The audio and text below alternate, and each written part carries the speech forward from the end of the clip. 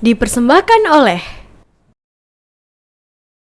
Bismillahirrahmanirrahim. Assalamualaikum warahmatullahi wabarakatuh. Alhamdulillahilladzi arsala rasulahu bil huda wa dinil haqq liyudhhirahu 'ala dini kullihi wa kafaa billahi syahida. Asyhadu an la ilaha illallah wahdahu la syarikalah wa asyhadu anna Muhammadan 'abduhu wa rasuluh sallallahu alaihi wa ala alihi wasallam tasliman mazidan. Amma ba'd. Pertama-tama dan yang paling utama, marilah kita panjatkan puji syukur kehadirat Allah Subhanahu wa taala bil qauli alhamdulillah. Dialah Tuhan yang Maha Pengasih, yang kasih sayangnya tidak pernah pilih kasih.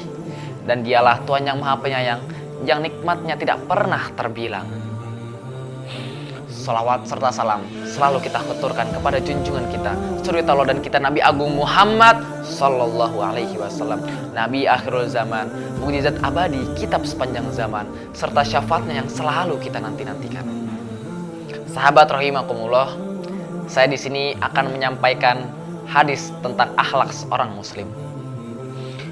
An-Nuh ibni Abbadin an Sabit an Anasin marfu'an, innal abda ayablughu bi husnil khuluqi darajatil akhirati wa syarafal manazil wa innahu ladu'iful ibadah wa innahu ayablughu bi su'i khuluqi daraka jahannama wa huwa abid. Hadis riwayat Tabrani.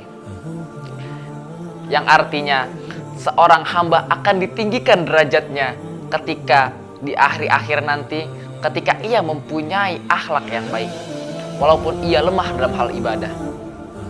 Dan sesungguhnya ia akan dijerumuskan ke dalam dasar neraka jahanam ketika ia mempunyai akhlak yang buruk walaupun ia seorang ahli ibadah. Sahabat rahimakumullah, dari hadis tersebut kita bisa menyimpulkan bahwa akhlak mulia akan ditinggikan derajatnya ketika di hari akhirat nanti walaupun ia hanya mengerjakan ibadah yang wajib-wajib saja sebagai seorang muslim.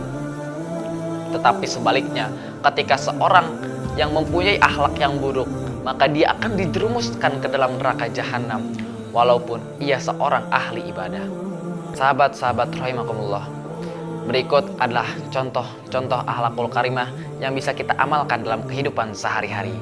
Yang pertama adalah mematuhi perintah Allah. Sudah menjadi kewajiban seorang muslim untuk mematuhi perintah Allah, mengikuti perintah-perintahnya dan menjauhi larangan-larangannya.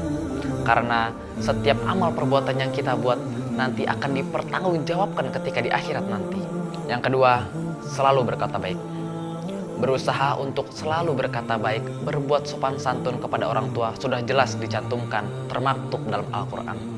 Sebagaimana dalam Quran Surat Al-Isra ayat 23 yang menjelaskan bahwa kita tidak boleh berkata kepada orang tua atau durhaka terhadap orang tua.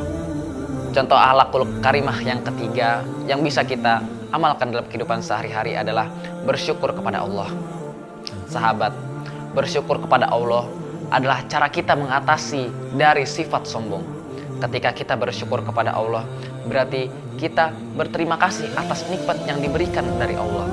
Maka dari itu, jadilah orang yang selalu menjadi hamba yang bersyukur kepada Allah.